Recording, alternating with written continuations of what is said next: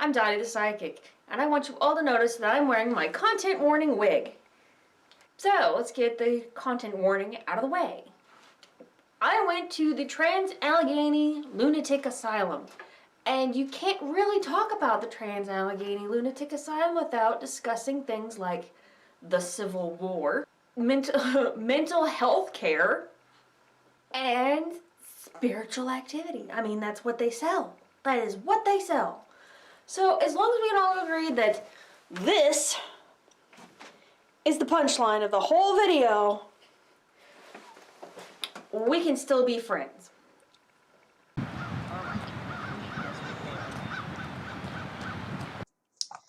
Okay, this is not a history channel, so I'm going to skip over the Civil War bits. If you're interested, and I am interested, I'm going to read about them later. Check out this book, Lunatic, The Rise and Fall of the American Asylum by Edward S. I'm going to say Gleason.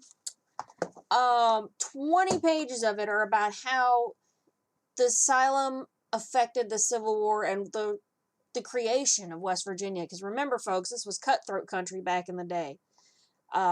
We had brothers going to both sides. Because, I mean, yeah. So, of all the states in the United States, West Virginia was probably the most affected by the Civil War because they were fighting it right here. So if you were interested in learning about that, and I would buy this book anyway, just because it humanizes people. And I think that is one of the things that is most important when dealing with mental health is to humanize everyone. The caregivers, the patients, the janitor, humanized. You can buy this from TransAlleghenyLunaticAsylum.com. They didn't let us film or take any audio recording inside the building because they sell tours, but they let us take as many still frames as we chose inside, so that's what we're getting for the rest of the video. What does the word asylum even mean? You think about it, that this was supposed to be an improvement. This was a humanitarian effort.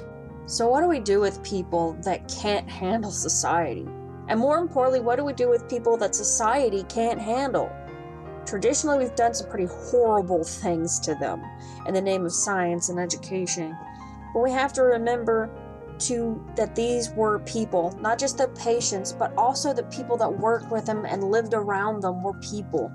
And this is a lot of how we got the science and education that we do on mental health today. In the most fundamental ways, we look to somebody who knows more than we do, which is why there are so many safeguards and regulations in our healthcare system today, is because this sort of thing happened, and it should never be forgotten.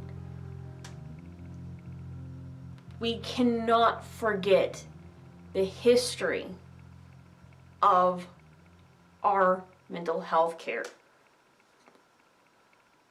lest we repeat it. Let's lighten the mood with some creepy shit. I used to be an LPN who worked the night shift. I have seen some creepy shit. I'm just saying. I've seen some creepy shit, man. I've seen things and stuff. So let's just start with the very obvious. From the moment this building comes into sight, it starts giving me the heebie-jeebies. Even if nothing had happened there, it would still creep me out. It is the entire exterior is hand-cut sandstone, and then there's a layer of brick on the inside that makes the walls 2 feet thick. And the sandstone makes it like a recording device for spiritual energy. So, yeah. I'm not even mentioning all the other creepy buildings that are right there with it. Moving on to the beautifully restored interior areas, one can feel the quaint atmosphere of a Dracula movie.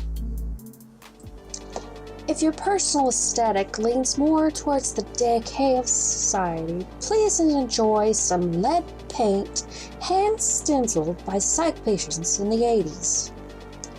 To your left, you will notice the layer of brick that has been fired on the ground.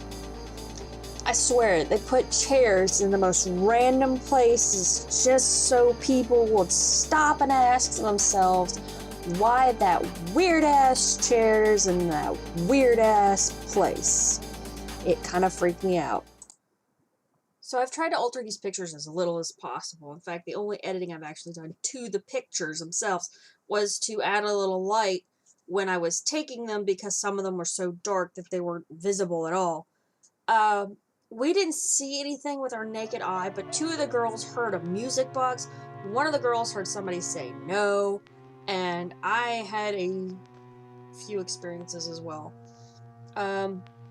All that being said, I've got one picture where I'm pretty sure something showed up on, but I put a lot of the other pictures in, so if you see something, say something.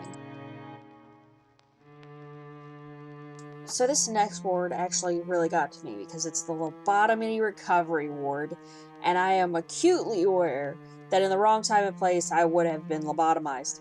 And as we're standing there and she's telling us about the horrible things that went on here, I get a horrible headache right in the front of my face. So I didn't see anything in this picture the first time I looked at it, but then I got a real good close and boom, right there it is, face. So here's the crew I went with. 10 out of 10, would go again. I love you guys. Don't forget, if you do decide to go to the Allegheny Lunatic Asylum, to take some offerings for the ghosts, like small toys, cigarettes, alcohol, and maybe they'll communicate with you a little bit better. It was still pretty cool. Like, the moment we hit the door, I started getting that nervous energy that tells me a place is hot. And, oh, I totally want to go back and do the ghost hunt lock-in. Like, they lock you in from like 9 p.m. to like 5 a.m. And I am going to save up the money and do that. Even if I have to do it by myself. Oh, I don't know. So if you're interested in that, leave me a comment. Don't forget to like, share, and subscribe. We'll see if we can't get a little thing going. See if we can't get a group of people to go. Don't forget that the cause of the month is still small businesses, which is part of why I cover Allegheny Lunatic Asylum, because they help even now to bring business to West Virginia. So, small businesses and safe travel and much profit to you.